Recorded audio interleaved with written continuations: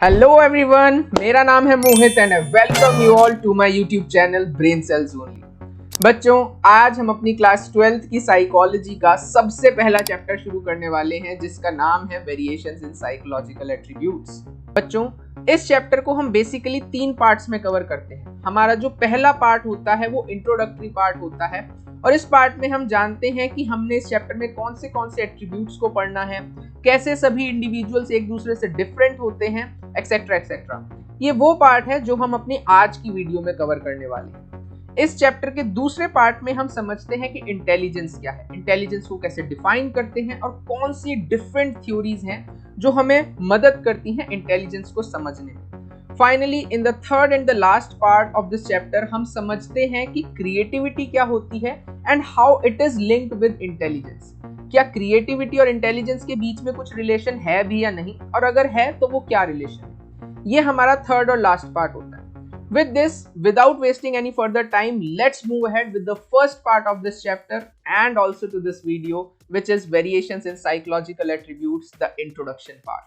बच्चों, जो हमारा ये चैप्टर है ये बेसिकली शुरू होता है हमें ये समझाने से कि इस दुनिया में जितने भी लोग हैं, जो भी इंडिविजुअल वेरिएशंस हैं, वो हमारी लाइफ में कलर ऐड करती है। ये चैप्टर हमें ये समझाता है कि देखो यार, भगवान ने इस दुनिया को बनाया है। अगर भगवान चाहता तो वो पूरी की पूरी दुनिया को ब्लू, ग्रीन, ब्लैक कोई भी एक कलर का बना सकता था। वो मेल और फीमेल में कोई डिफरेंस ही ना क्रिएट करता, वो सबको एक समान बना देता। बट उन्होंने हम सबको डिफरेंट बनाया है। क्यों? क्योंकि variability is a fact of nature. Variability एक फैक्ट है नेचर का। वेरिएबिलिटी वो चीज है जिसको हम जुठला नहीं सकते, और ये जो वेरिएशंस हैं ये ऐड करती हैं कलर्स को या फिर ब्यूटी को हमारी नेचर में। अगर वेरिएशंस ही नहीं होंगी तो आप खुद सोचो कि हमारी लाइफ कितनी ज्यादा मोनोटोनस, कितनी ज्यादा बोरिंग हो जाएगी। इसके बाद बच्चों ये हमें बताते हैं they also very along psychological dimensions. इस चैप्टर में हम बेसिकली जो चीज स्टडी करेंगे वो साइकोलॉजिकल डायमेंशंस हैं। डिफरेंसेस को हम मेजरली 2 हिस्सों में पढ़ते हैं। एक होते हैं फिजिकल डायमेंशंस, दूसरे होते हैं साइकोलॉजिकल डायमेंशंस। फिजिकल डायमेंशंस आप सब समझते हैं, किसी की हाइट ज्यादा है तो किसी की हाइट कम है, कोई दिखने में गोरा है तो कोई दिखने में सांवला है, etcetera etcetera. These are basically the physical dimensions of an individual. But being a student of psychology, हमें जो स्टडी करने हैं वो है हमारे साइकोलॉजिकल डायमेंशंस। साइकोलॉजिकल डायमेंशंस क्या होते हैं इसको जानते हैं। बच्चों, साइकोलॉजिकल डायमेंशंस होते हैं वो चीजें जो एक इंसान को दूसरे इंसान से साइकोलॉजिकल लेवल पर डिफरेंट करती है। फॉर एग्जाम्पल, एक इंसान की इंटेलिजेंस ज्यादा है, दूसरे की कम है। किसी इंसान की क्रिएटिविटी ज्यादा है, किसी की कम है। ये जो डोमेन्स हैं या फिर मैं कहूं ये जो एट्रीब्यूट्स हैं, इसको हम साइकोलॉजिकल एट्रीब्यूट्स कहते हैं, such as creativity, intelligence, personality, aptitude, etcetera etcetera. इस चैप्टर में हम पर्टिकुलरली 5 एट्रीब्यूट्स को स्टडी करने वाले हैं। चैप्टर में आगे बढ़ने से पहले या फिर मैं कहूं चैप्टर को फुल फ्लेज स्टार्ट करने से पहले मैं एक शब्द का मतलब आप सभी को समझाना चाहूंगा, वो है एट्रीब्यूट्स। बेसिकली हमें समझना है कि एट्रीब्यूट्स क्या होते हैं। देखो दोस्तों, जब भी हम किसी नॉन लिविंग थिंग के बारे में बात करते हैं ना, जैसे इस वक्त मेरे हाथ में ये पेंसिल है, तो जब भी हम किसी नॉन लिविंग थिंग के बारे में बात करते हैं ना, तो जब भी हम उसको डिफाइन करते हैं हम उसे उसकी कैरेक्टरिस्टिक से डिफाइन करते हैं। कैसे डिफाइन करेंगे? जैसे मेरे हाथ में इस वक्त ये पेंसिल है, ये प्लास्टिक की बनी हुई है, इसमें एक पॉकेट होल्डर क्लिप भी है, इसके पीछे ये प्लास्टिक का कवर है जिसको अगर मैं हटाता हूं तो एक इरेजर भी प्रेजेंट है। ऑल्सो ये नॉर्मल पेंसिल ना होकर के ये एक लेड पेंसिल है। तो ये जो सब इसके डिफाइनिंग कैरेक्टरिस्टिक्स है ना, ये इसके की फीचर्स हैं या फिर ये इसके कैरेक्टरिस्टिक फीचर्स हैं। बट जब भी हम किसी लिविंग बीइंग की बात करते हैं, जैसे हम अपने ह्यूमन बीइंग की बात करते हैं, तो हम उसको ये नहीं कहते कि ये हमारे कैरेक्टरिस्टिक फीचर्स हैं। हम वहां पर बात करते हैं अबाउट द एट्रीब्यूट्स। एट्रीब्यूट्स हमारे मेजरली 2 टाइप्स के होते हैं, एक फिजिकल एट्रीब्यूट्स और दूसरे हमारे साइकोलॉजिकल एट्रीब्यूट्स। फिजिकल एट्रीब्यूट्स क्या हैं वो हमने अभी देखा कि वो चीजें जो हमें फिजिकली एक दूसरे से डिफरेंट बनाती हैं। साइकोलॉजिकल एट्रीब्यूट्स क्या है उस चीज को हम डिटेल में इस चैप्टर में पढ़ने वाले हैं। Now, moving ahead, the very first thing or the very first topic which we face is the individual differences. एक छोटी सी definition individual differences की जिसको मैं read करना चाहूंगा, वो क्या है? Individual differences refers to the distinctiveness and variations among people's characteristics and behavior patterns. कहने का क्या मतलब है? Individual differences का मतलब होता है बच्चों, हम सभी आपस में different हैं. किस बेसिस पे हम डिफरेंशिएट करते हैं एक पर्सन के कैरेक्टरिस्टिक्स में और कैसे वो इंसान बिहेव करता है. अच्छा, आपने देखा होगा हर इंसान तो सेम बिहेव नहीं करता ना, डिफरेंट इंसान डिफरेंट बिहेव करता है. और इनफैक्ट मैं ये कह सकता हूं एक सिमिलर इंसान डिफरेंट सिचुएशंस में डिफरेंट बिहेव करता है. अगर हम इस टॉपिक को समझें, इस पार्ट को समझें, तो we can move ahead to the second topic which is situationism. Situationism हमें बेसिकली ये बताता है कि आप अपने बिहेवियर को कंप्लीटली कंट्रोल नहीं करते, बल्कि आप किस एनवायरनमेंट में हो ये चीज भी बहुत ज्यादा इन्फ्लुएंस करता है कि आप किस तरह से रिएक्ट करोगे. इस चीज को एक छोटे से एग्जांपल के साथ समझते हैं. फॉर एग्जांपल, आप इस वक्त स्कूल में हैं और आपके टीचर ने आपको डांट दिया. अब अगर आपके टीचर ने आपको डांट दिया, फॉर श्योर आपको गुस्सा तो आया होगा, बट क्योंकि आप स्कूल में हैं, आपके टीचर आपसे बड़े हैं, रिस्पेक्टेड हैं, आप उनको उल्टा जवाब नहीं दे सकते. ऑन द अदर हैंड, अगर आप अपने घर पे हैं और आपका कोई छोटा भाई या बहन या फिर आपका सिबलिंग आपको छेड़ दे, तंग कर दे या फिर आपके साथ ऊंची आवाज में बात करे, तो आप उसे डांट सकते हैं, है ना. तो दैट्स हाउ वी अंडरस्टैंड कि कैसे सिचुएशन के डिफरेंस होने पर हमारा बिहेवियर भी चेंज होता है. सेम थिंग थी, सेम हमारा एक्शन था. क्या एक्शन था? कि हमको इंसल्टेड फील हुआ, बट जस्ट बिकॉज हम डिफरेंट सिचुएशंस में प्रेजेंट थे, एज अ रिजल्ट जो हमारा बिहेवियर था वो डिफरेंटली बाहर आया. I hope this would be clear to you. अगर ये क्लियर है, you can comment down thumbs up in the comment section.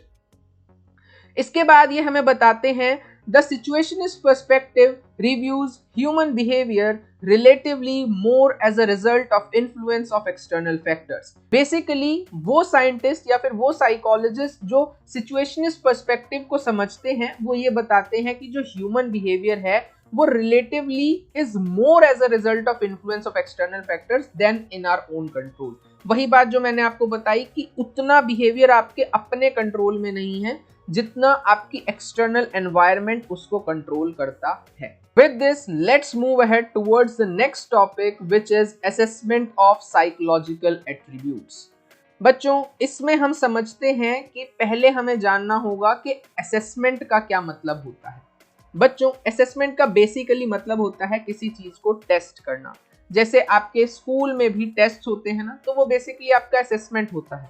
वो आपका एकेडमिक असेसमेंट होता है जो हमें बताता है कि आप एकेडमिकली कितना अच्छा या फिर कितना खराब परफॉर्म कर रहे हैं.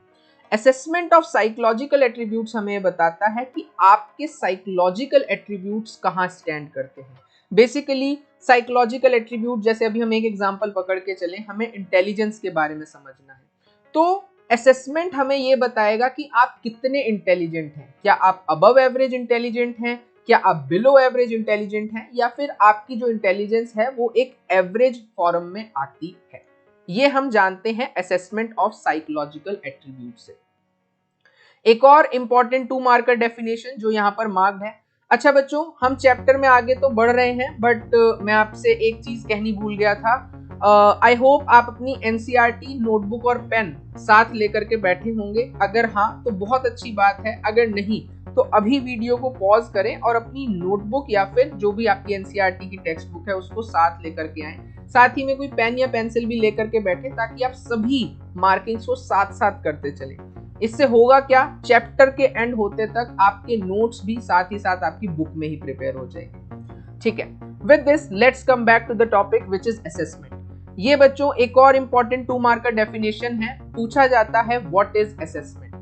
असेसमेंट में हमें क्या लिखना है? Assessment refers to the measurement of psychological attributes of individuals and their evaluation, often using multiple methods in terms of certain standards of comparison. ये तो थी हमारी डेफिनेशन.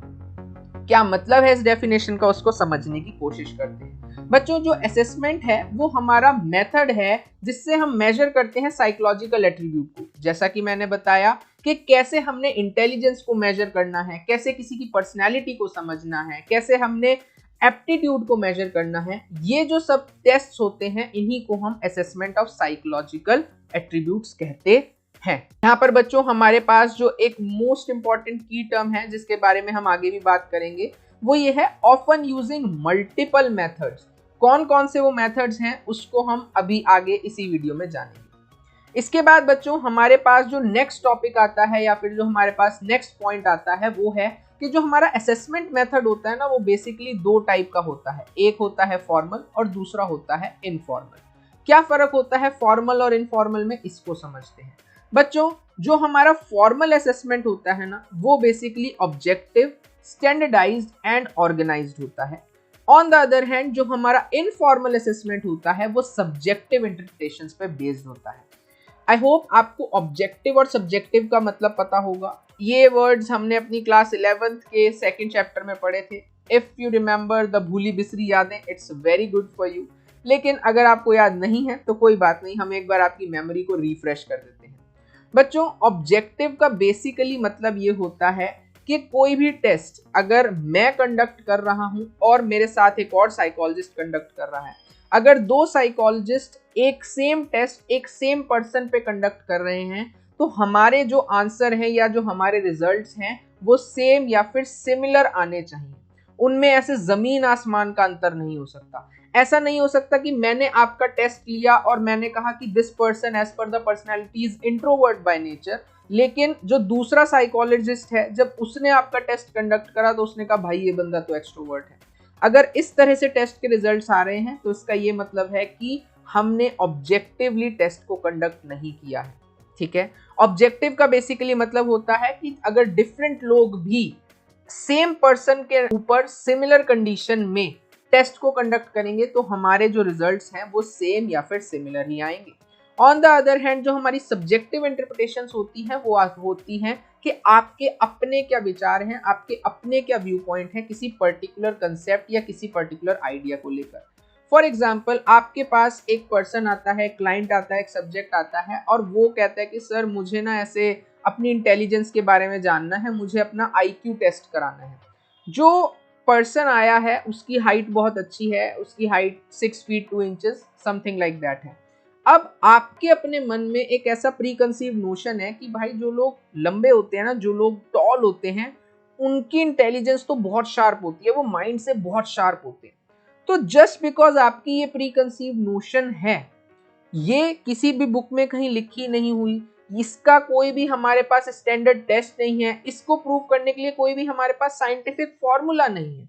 इट्स जस्ट आपका ऐसा मानना है, आपकी ऐसी धारणा है और अगर इस बेसिस पे आप कोई भी इवैल्यूएशन देते हो तो उसको हम सब्जेक्टिव इंटरप्रिटेशन कहते हैं। यानी कि आपने किसी की इंटेलिजेंस को इंटरप्रेट करा on the basis of their height, जबकि इन दोनों चीजों का तो आपस में कोई रिलेशन भी नहीं है। आई होप आपको फॉर्मल और इनफॉर्मल जो असेसमेंट मेथड हैं वो क्लियर हो गए होंगे। फॉर्मल बेसिकली हमारे ऑब्जेक्टिव, स्टैंडर्डाइज और ऑर्गेनाइज होते हैं, जबकि जो इनफॉर्मल मेथड है वो हमारा सब्जेक्टिव इंटरप्रिटेशन पे बेस्ड होता है। इसके आगे एक बहुत इंपॉर्टेंट लाइन लिखी है जो हमें बताती है psychologists are trained in making formal assessment of psychological attributes. यानी कि अगर आप साइकोलॉजी पढ़ रहे हैं, अगर आप आगे जाकर के हायर एजुकेशन को स्टडी करते हैं और आप साइकोलॉजिस्ट बनते हैं तो आप क्या करेंगे? क्या आप फॉर्मल टेस्ट करेंगे या इनफॉर्मल? आप फॉर्मल टेस्ट को कंडक्ट करेंगे, क्योंकि जो साइकोलॉजिस्ट होते हैं उनको ट्रेन किया जाता है फॉर फॉर्मल असेसमेंट, ना कि इनफॉर्मल असेसमेंट। कोई भी साइकोलॉजिस्ट आपको ये कहता नहीं मिलेगा यार इसकी हाइट लंबी है इसलिए मुझे ऐसा लगता है ये बहुत इंटेलिजेंट है तो इंटेलिजेंट है। नहीं, किसी भी इंसान की इंटेलिजेंस को नापने के लिए एक प्रॉपर इंटेलिजेंस टेस्ट कंडक्ट कराया जाता है। उसके बेसिस पर जो भी रिजल्ट आता है वही रिजल्ट फाइनल माना जाता है। किसी की भी हाइट, कलर, कास्ट, किसी भी चीज के अदर बेसिस पे हम ये नहीं बता सकते कि वो इंसान इंटेलिजेंट है या नहीं है। आई होप ये चीज आपको क्लियर हुई होगी। अगर यहां तक आपको बातें क्लियर हैं तो जो हमें अगली बात बताई जाती है वो ये है कि the attribute chosen for assessment depends upon our purpose. यानी कि बच्चों ऐसा नहीं होता कि हम एक इंसान का हर एट्रीब्यूट को स्टडी कर देंगे। हमने किस एट्रीब्यूट को स्टडी करना है ये डिपेंड करता है कि हमारा पर्पस क्या है। फॉर एग्जाम्पल हमने किसी पर्टिकुलर जो पर्सन है उसको रिक्रूट करना है अपनी कंपनी में। ठीक है। जो हमें जॉब अपॉर्चुनिटी है या फिर जो हमारा जॉब डिस्क्रिप्शन है वो बेसिकली सेल्स पर्सन का है। तो अब अगर कोई सेल्स पर्सन है तो इट इज वेरी नेसेसरी जो पर्सन है वो आउटस्पोकन हो, वो अच्छे से बोलना जानता हो, उसकी कम्युनिकेशन स्किल्स अच्छी हो। तो अब अगर मेरे को एक ऐसे पर्सन को हायर करना है तो वहां पर मेरे लिए नेसेसरी होगा कि मैं पर्सनैलिटी टेस्ट को रन करूंगा, क्योंकि मुझे अगर पता चल रहा है कोई इंसान एक इंट्रोवर्ट है तो उसको मैं सेल्स पर्सन के लिए एज अ रिक्रूट नहीं कर सकता। यहाँ इस बेसिस पर अगर मेरे को किसी को रिक्रूट करना है ऑन द बेसिस ऑफ कि मुझे उसे एज अ सेल्स पर्सन रखना है या as a sales person manager रखना है, तो मेरे लिए बहुत ज्यादा काम का नहीं है ये चीज कि उसके एकेडमिक लाइफ में कितनी कैसी परफॉर्मेंस थी, उसका आईक्यू कितना हाई है या कितना लो है। फॉर श्योर एक एवरेज आईक्यू होना बहुत जरूरी है, बट ये चीजें उतनी मैटर नहीं करती जितना उसकी कम्युनिकेशन स्किल्स। अगर वो पर्टिकुलर इंसान अच्छे से अपनी बात को कम्युनिकेट कर सकता है, मेरे प्रोडक्ट को बेच सकता है, then he is good for me, and if it is not तो वो मेरे किसी भी काम का नहीं है। तो हमने बेसिकली कौन सा साइकोलॉजिकल टेस्ट कंडक्ट करना है ये डिपेंड करता है कि हमारा पर्पस क्या है। आई होप ये चीज आपको क्लियर हो गई होगी। इसके बाद बच्चों हमें एक छोटी सी बात बताई जाती है एक लाइन में, जो हमें बताता है that psychological assessment uses systematic testing procedures to evaluate abilities, behaviors and personal qualities of individual। यही चीज जो हमने यहाँ पर देखी कि जब भी हम साइकोलॉजिकल टेस्टिंग कंडक्ट करते हैं ना, तो ऐसे नहीं कि कुछ भी शू शा ऊट पटांग हमने कंडक्ट कर दिया and now it is like कि हमारा तो ये कंक्लूजन है, हमारा तो ये फाइनल रिजल्ट है। नहीं, साइकोलॉजिकल असेसमेंट जो होते हैं वो सिस्टमैटिक टेस्टिंग प्रोसीजर्स को यूज करते हैं किसी की भी एबिलिटीज, बिहेवियर और पर्सनल क्वालिटीज को इवेल्युएट करने के लिए। आई होप आपको ये चीज यहां तक क्लियर हो गई होगी। इसके बाद बच्चों इस चैप्टर के हमारे नेक्स्ट पार्ट में जो हम पढ़ने वाले हैं which is about some domains of psychological attributes, यानी कि हमारे साइकोलॉजिकल एट्रीब्यूट्स के क्या डोमेन्स हैं। इसमें बच्चों इस पूरे पैराग्राफ में एक जो सबसे इंपॉर्टेंट लाइन है वो ये है कि साइकोलॉजिकल एट्रीब्यूट्स जो हैं वो मल्टी डायमेंशनल होते हैं। यानी कि आप ये नहीं सोच सकते कि मैं एक टेस्ट ऐसा डेवलप कर लूं जिससे मैं उस इंसान की इंटेलिजेंस को भी जान जाऊंगा, क्रिएटिविटी को भी जान जाऊंगा, इंटरेस्ट को भी जान जाऊंगा, सब कुछ समझ जाऊंगा। ऐसा पॉसिबल नहीं है। जो हमारे साइकोलॉजिकल एट्रीब्यूट्स हैं वो मल्टी डायमेंशनल होते हैं। एक सिंगल एट्रीब्यूट को समझने के लिए भी, यानी कि अगर मुझे सिर्फ इंटेलिजेंस भी समझनी है ना, तो उसके लिए भी मल्टीपल टेस्ट्स कंडक्ट किए जाते हैं या फिर एक टेस्ट के अंदर मल्टीपल सब टेस्ट होते हैं। फॉर एग्जाम्पल अगर मुझे इंटेलिजेंस को समझना है तो मुझे जानना होगा इस इंसान की पर्टिकुलर वर्बल कॉम्प्रीहेंशन कैसी है, यानी कि ये शब्दों को कितने अच्छे से समझ सकता है। स्पेशियल इंटेलिजेंस कैसी है, यानी कि ये अपने आसपास की जगहों को कितने अच्छे से नोटिस कर सकता है, कैसे उनका ऑक्यूपाई कर सकता है, उनका इस्तेमाल कर सकता है। किसी पर्टिकुलर पर्सन की म्यूजिकल इंटेलिजेंस कैसी है, यानी कि इस पर्टिकुलर इंसान के अंदर म्यूजिक को समझने की क्या क्षमता है, क्या ताकत है। ये सब चीजें मिला करके हमारा इंटेलिजेंस बनाते हैं। तो बेसिकली एक single attribute which is intelligence, उसे समझने के लिए भी हमें मल्टीपल टेस्ट को रन करना पड़ता है। और यही चीज हमें यहाँ बताई जा रही है that psychological attributes are usually multidimensional, कि जो हमारे साइकोलॉजिकल एट्रीब्यूट्स होते हैं वो मल्टी डायमेंशनल होते हैं। कौन से साइकोलॉजिकल एट्रीब्यूट्स हैं जो हमने इस चैप्टर में पढ़ने हैं, फाइनली अब हम इसके बारे में बात करते हैं। बच्चों इस चैप्टर में हमने 5 साइकोलॉजिकल एट्रीब्यूट्स के बारे में पढ़ना है, और वो एट्रीब्यूट्स हैं सबसे पहला इंटेलिजेंस, दूसरा है एप्टीट्यूड, तीसरा है हमारा इंटरेस्ट, चौथा है पर्सनालिटी और पांचवा है हमारा वैल्यूज। इन पांचों एट्रीब्यूट्स को एक एक करके समझते हैं। सबसे पहला जो हमारा एट्रीब्यूट है वो है इंटेलिजेंस। इंटेलिजेंस क्या होता है बच्चों? अगर मैं एक लेमन पर्सन से पूछूं इंटेलिजेंस क्या है, तो वो हो सकता है कहे कि सर मेरी क्लास में ना एक लड़का है, वो हमेशा टॉप करता है, उसके हमेशा बहुत अच्छे मार्क्स आते हैं, तो मेरे हिसाब से तो वही इंटेलिजेंट है। क्या एक्चुअल में यही चीज इंटेलिजेंस है? जानते हैं साइकोलॉजी के अकॉर्डिंग इंटेलिजेंस को कैसे डिफाइन किया जाता है। Intelligence is the global capacity to understand the world, think rationally and use available resources effectively when faced with challenges। बच्चों मैं एक बार आपको फिर से रिमाइंडर दे रहा हूं एंड आई होप आप ये सभी डेफिनेशन साथ साथ मार्क करते चले जा रहे होंगे। क्या कहा जा रहा है, इस चीज को समझने की कोशिश कीजिए कि इंटेलिजेंस एक ग्लोबल कैपेसिटी है जो हमें हेल्प करती है इस दुनिया को समझने में, थिंक रेशनली, अच्छे से सोचने और समझने में, और यूज करने में available resources effectively when faced with challenges। अगर आप इस डेफिनेशन को बच्चों ध्यान से समझोगे तो आपको समझ आएगा कि आपकी क्लास का वो स्टूडेंट जो हमेशा बहुत अच्छे मार्क्स लेकर के आ रहा है वो केवल 1/3 क्राइटेरिया को ही फुलफिल कर रहा है, यानी कि he is a person who has the capacity to understand the world, or basically I can say to be more precise to understand the concept। लेकिन एक इंसान जो कंसेप्ट्स को बहुत अच्छे से समझ सकता है या फिर समझने की क्षमता जिसमें बहुत ज्यादा है, इसका ये मतलब नहीं वो इंटेलिजेंट है ही है। हो सकता है उसकी लाइफ में जब कोई चैलेंज आए, हो सकता है उसके पास जब रिसोर्सेज लिमिटेड हो तो वो रोने धोने बैठ जाए, वो उतने अच्छे से डील ही ना कर पाए उस सिचुएशन के साथ। तो basically as per a psychologist और as per the definition of psychology, intelligence को हम केवल इस बेसिस पे डिफाइन कर सकते हैं, आपके अंदर ये तीनों चीजें होनी चाहिए। सबसे पहली, आपके अंदर एबिलिटी टू अंडरस्टैंड होनी चाहिए, इस दुनिया को समझने के लिए सोचने समझने की क्षमता होनी चाहिए, और साथ ही साथ आपको अपनी अवेलेबल रिसोर्सेज को इस्तेमाल करना आना चाहिए इफेक्टिवली। ऐसा नहीं है कि हर किसी को इस दुनिया में हर चीज मिली है, बट आपको जो चीज मिली है उस चीज से आप कितना बेस्ट प्रोडक्ट निकाल पाते हो, जिसको हम कहते हैं ना बेस्ट आउट ऑफ वेस्ट, यानी कि आप अपनी अवेलेबल रिसोर्सेज से कितना बेस्ट प्रोडक्ट को बना पा रहे हो, उस चीज को हम इंटेलिजेंस कहते हैं। अगर ये तीनों चीजें आप में हैं तो as per the definition of psychology you are intelligent. मुझे कमेंट करके बताओ क्या ये तीनों चीजें आप में अवेलेबल हैं या फिर आप इंटेलिजेंट नहीं हैं। आगे बढ़ते हैं बच्चों, अगली जो हमारा टॉपिक है दैट इज एप्टीट्यूड।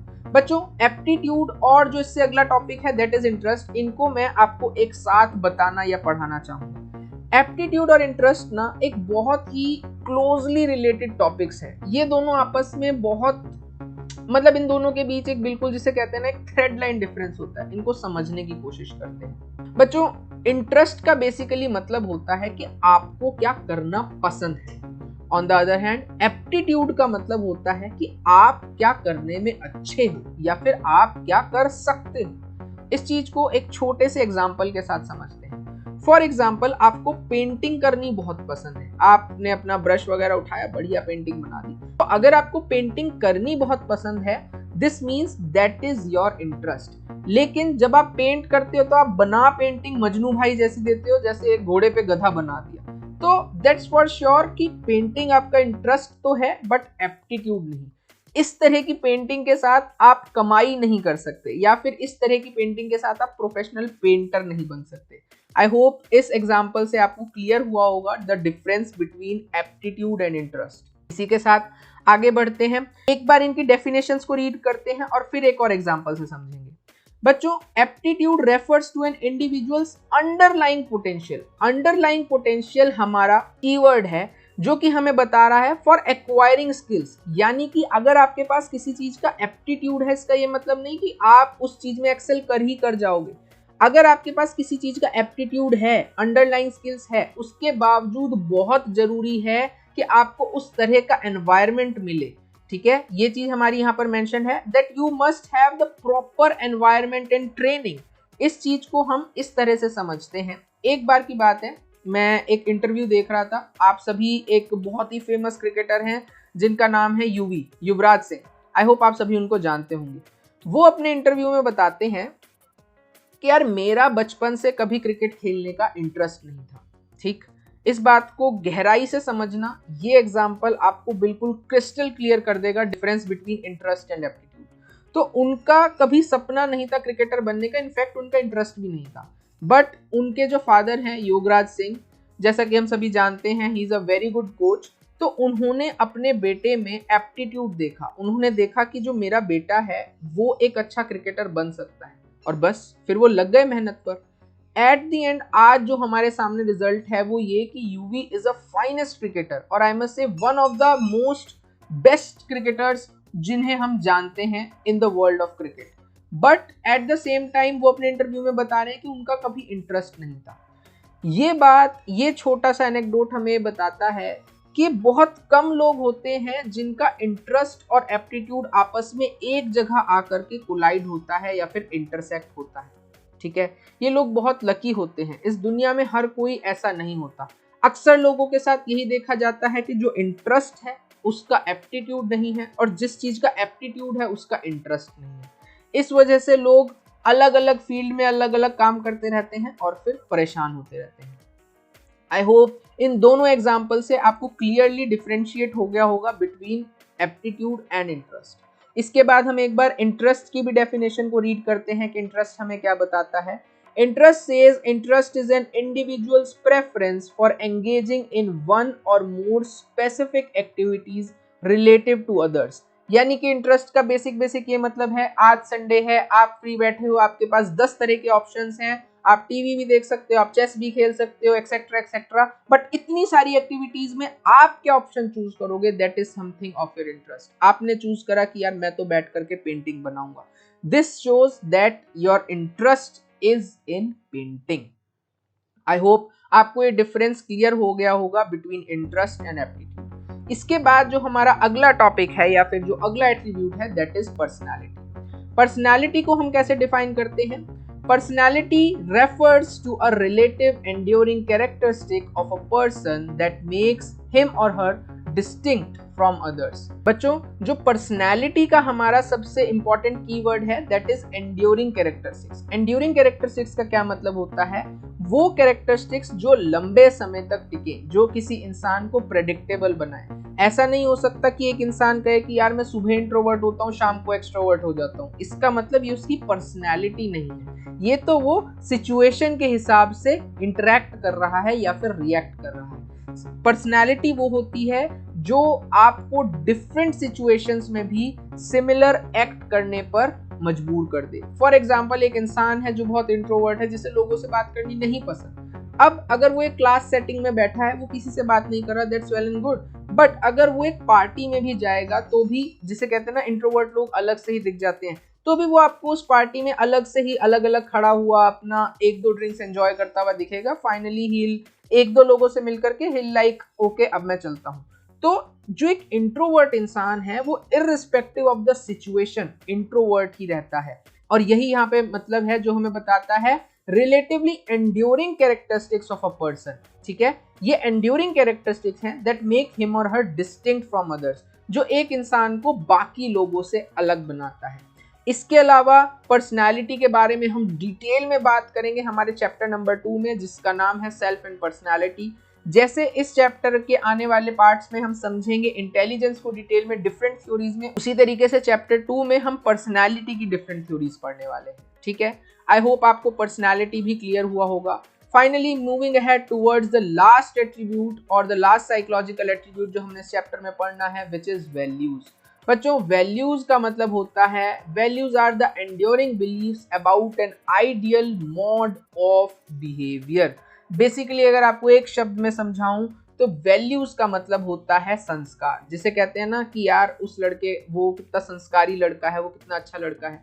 तो बेसिकली वैल्यूज का मतलब होता है कि क्या आपका आइडियल मोड ऑफ बिहेवियर है, किस बेसिस पे आप स्टैंडर्ड सेट करते हो, क्या चीज सही है, क्या चीज गलत है, क्या सच बोलना सही है या गलत है, क्या झूठ बोलना गलत है, क्या वास्तव में झूठ बोलना गलत है या फिर कभी कभी झूठ बोल सकते हैं, क्या चोरी करना सही है। तो क्या चीज है जो आपके मॉरल्स को डिफाइन करता है, उसी को हम वैल्यूज कहते हैं।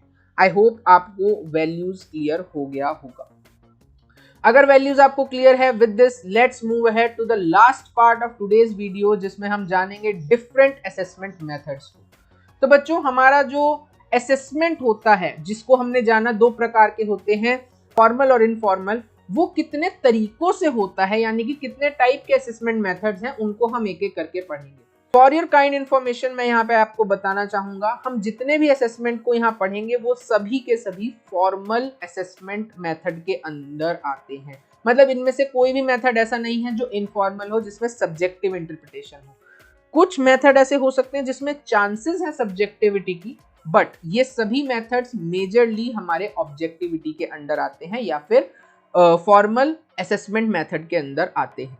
चलिए फॉर श्योर एक एक करके पढ़ेंगे। सबसे पहला जो हमारा मेथड है दैट इज साइकोलॉजिकल टेस्ट। क्या कहती है इसकी definition? Another important 2 marker question. Psychological test is an objective and standardized measure of an individual's mental और behavioral characteristics। ये बेसिकली एक ऑब्जेक्टिव और स्टैंडर्डाइज्ड मेजर है किसी भी इंडिविजुअल के मेंटल या फिर बिहेवियरल कैरेक्टरिस्टिक्स का। कैसे हम किसी भी इंडिविजुअल की बिहेवियर या फिर मेंटल कैरेक्टरिस्टिक्स को समझ पाएंगे, उसके लिए हम साइकोलॉजिकल टेस्ट का इस्तेमाल करते हैं। जितने भी हमारे टेस्ट होते हैं, फॉर एग्जांपल IQ हो गया जिससे हमने किसी का इंटेलिजेंस जाना, EQ हो गया जिससे हमने किसी की इमोशनल क्वेश्चन को समझा, ये सभी हमारे डिफरेंट साइकोलॉजिकल टेस्ट के अंडर आते हैं। इसमें हमें साइकोलॉजिकल टेस्ट में बताया गया है वो है कि ये डिफरेंट पर्पसेस में यूज होता है, for example clinical diagnosis, guidance and personal selection, placement and training, जो कि मैं आपको पहले भी एग्जांपल दे रहा था। फॉर एग्जांपल अगर मैंने किसी को रिक्रूट करना है, आज के समय में बच्चों आप देखोगे कि जब हम कंपनी में जॉब के लिए जाते हैं ना, तो वहां पर HR के साथ एक साइकोलॉजिस्ट भी बैठा होता है जो हमारा टेस्ट लेता है और बताता है कि जिस भी पर्टिकुलर जॉब के लिए हम अप्लाई कर रहे हैं, ये जो पर्टिकुलर कैंडिडेट है ये उसके लिए कॉम्पिटेंट है भी या नहीं। ये चीज एक साइकोलॉजिस्ट ही सर्च करके या फिर असेस करके बताता है और उसके लिए वो साइकोलॉजिकल टेस्टिंग का इस्तेमाल करता है। इसके बाद हम अगले मेथड पर बढ़ते हैं, विच इज इंटरव्यू। डिफाइन पढ़ लेते हैं। Interview involves seeking information from a person on A 1-to-1 basis. 1-to-1 basis यहाँ पर हमारा की टर्म है। बच्चों की टर्म आप समझते हो ना क्या होता है, कि ये जो टर्म्स हैं अगर इनको आप एज इट इज एग्जाम में लिख करके आओगे तो you will be able to score better marks. इसलिए ये वो वर्ड्स हैं जो आपके आंसर को डिफरेंट बनाते हैं या फिर आपको हेल्प करते हैं टू बी अ टॉपर और to be above average student. ठीक, चलिए दोबारा समझते हैं क्या है इंटरव्यू। तो बच्चों इंटरव्यू के बारे में अगर मैं आपको सरल भाषा में बताऊं तो इन जेनजी टर्म्स इंटरव्यू क्या है, पॉडकास्ट, जहां पर दो लोग 1-to-1 बेसिस पे एक दूसरे के सामने बैठ करके क्वेश्चंस कंडक्ट करते हैं। जो इंसान क्वेश्चन पूछता है उसको हम इंटरव्यूअर कहते हैं, जो इंसान जवाब देता है उसको हम इंटरव्यूई कहते हैं। ऑल इन ऑल ये जितने भी मेथड्स हैं, हालांकि इन सभी को हम क्लास 11th में डिटेल में पढ़ चुके हैं, तो वही भूली बिसरी यादें। अगर आपने क्लास 11th का चैप्टर 2 ढंग से पढ़ा होगा तो ये सब आपके लिए बहुत ईजी होंगे, बट अगर ये सब आप पहली बार सुन रहे हैं, दैट्स ऑल, तो भी आपको आई होप ये सब क्लियरली समझ आ रहा होगा। इसके बाद बच्चों जो हमारा नेक्स्ट मेथड है that is case study. Case study का जो हमारा कीवर्ड है that is in depth study. Case study बच्चों बेसिकली क्या होती है, जब हम किसी पर्टिकुलर इंसान की, ऑफ ए पर्टिकुलर इंडिविजुअल या फिर एक बहुत छोटे ग्रुप की इन डेप्थ स्टडी करते हैं about his or her psychological attributes, psychological history in the context of his or her psychological and physical environment। यानी कि एक इंसान को पूरी तरह से गहराई से समझना, अगर हम वो चीज करना चाहते हैं तो हम केस स्टडी का इस्तेमाल करते हैं। केस स्टडी के बारे में एक मजेदार बात क्या बताई गई है, it is generated by different methods, example interview, observation, questionnaire, psychological test. यानी कि अभी तक हमने जितने भी मेथड्स को पढ़ा वो सभी मेथड्स का इस्तेमाल होता है एक साथ जब हम किसी के ऊपर केस स्टडी को कंडक्ट करते हैं। That is all about case study. इसके बाद हमारा आता है ऑब्जर्वेशन। अगेन सेम उसके साथ हमारी शुरुआत होगी, हमने क्लास 11th में पढ़ा था। थोड़ा सा अगर मैं याद दिलाऊं, ऑब्जर्वेशन 2 टाइप्स का होता है, पार्टिसिपेटिव, नॉन पार्टिसिपेटिंग। अगर ये सब आपको याद है वेल एंड गुड, अगर नहीं याद कोई बात नहीं, नए सिरे से समझते हैं, बट आपको ये चीज को समझना बहुत जरूरी है कि अभी हमें उतना डेप्थ में नहीं जाना। अभी के लिए हमें जो ऑब्जर्वेशन समझना है that is it involves employing systematic, organised and objective procedures to record behavioural phenomena occurring naturally in real time. बच्चों यहाँ पे हमारे पास 2 कीवर्ड्स हैं। पहला हमारा systematic, organised and objective procedure. For sure ये चीज मैं आपको इस टॉपिक के शुरू में ही बता चुका हूं कि हम जितने भी असेसमेंट मेथड्स पढ़ेंगे वो सभी ऑब्जेक्टिव होने वाले हैं, तो ये भी ऑब्जेक्टिव है, सिस्टमैटिक और ऑर्गेनाइज्ड भी है। ऐसा नहीं कि हम एक पार्क में बैठे हैं, खाली बैठे हैं, हमने किसी को घूरना स्टार्ट कर दिया, उसको ऑब्जर्वेशन नहीं कहा जा सकता।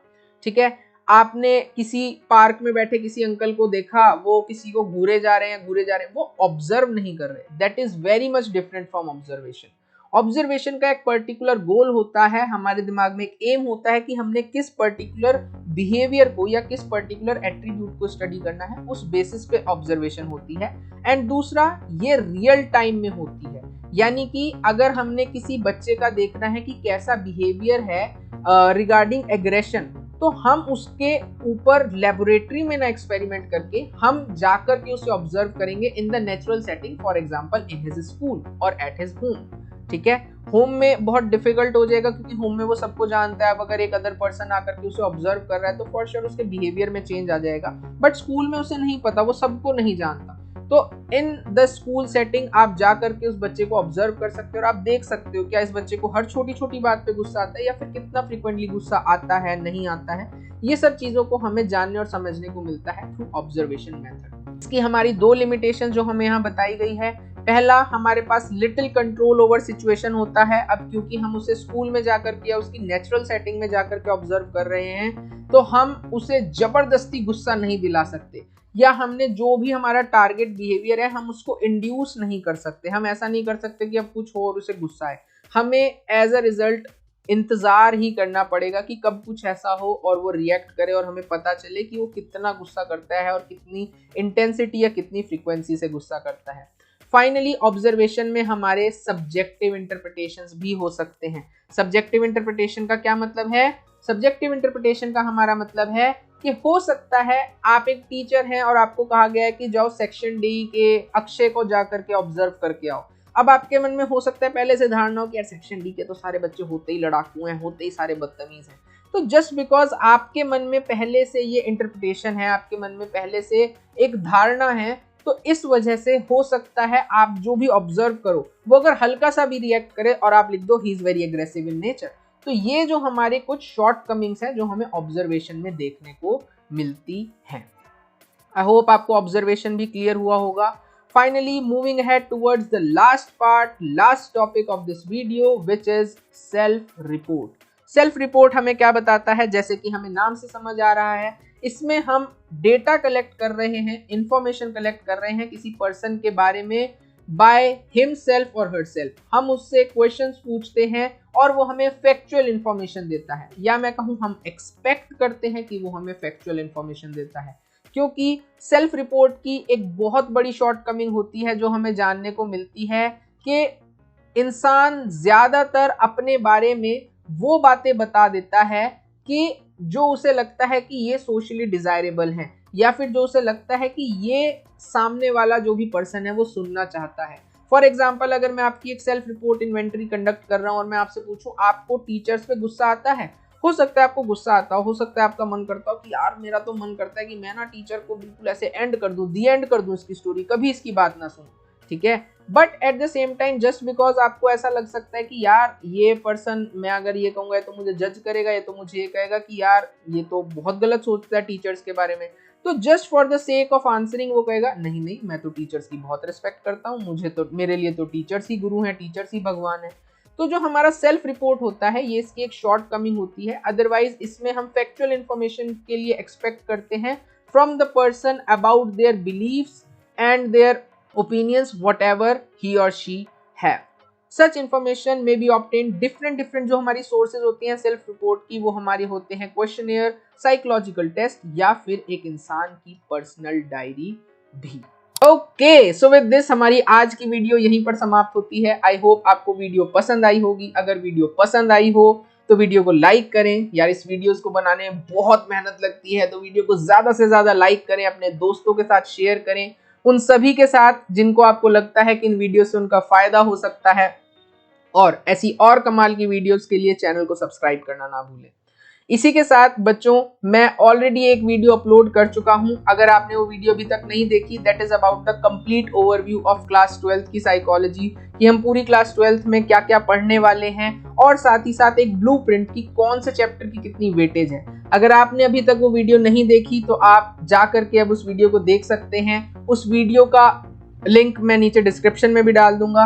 एंड साथ ही साथ आज के लिए बस इतना ही। आई होप आपको वीडियो पसंद आई होगी। इसी के साथ अब हम मिलेंगे हमारी अगली वीडियो में, जिसमें हम हमारे इंटेलिजेंस को डिटेल में स्टडी करेंगे। इंटेलिजेंस क्या होता है, क्या उसकी प्रॉपर डेफिनेशन है, ऑल्दो हम एक डेफिनेशन अभी पढ़ चुके हैं बट स्टिल, एंड कितनी सारी थ्योरीज हैं जिसमें हम टोटल 8 थ्योरीज को स्टडी करेंगे और जानेंगे कि इंटेलिजेंस को कैसे हम डिफरेंट तरीकों से या डिफरेंट पर्सपेक्टिव से समझ सकते हैं। आज के लिए बस इतना ही। This is Mohit Arora. इसके बाद हम मिलेंगे हमारी अगली क्लास में। Up till then have a good day and good night. जय हिंद, जय भारत।